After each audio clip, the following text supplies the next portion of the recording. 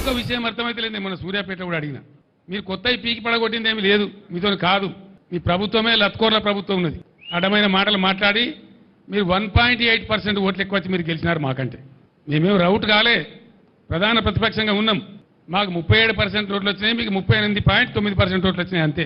38.8%, just 1.8% ఓట్లు మీకు వచ్చినాయి ఎక్కువ. ఎందువల్ల?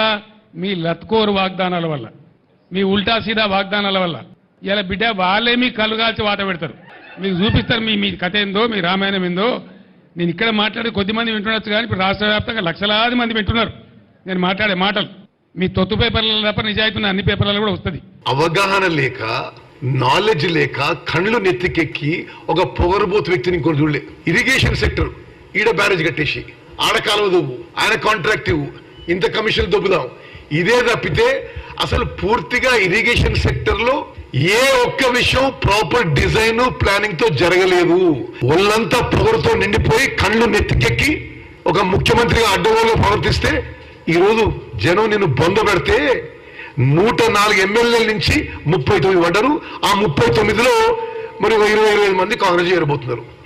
ఇప్పుడు కూడా ఈ మాటలేంది?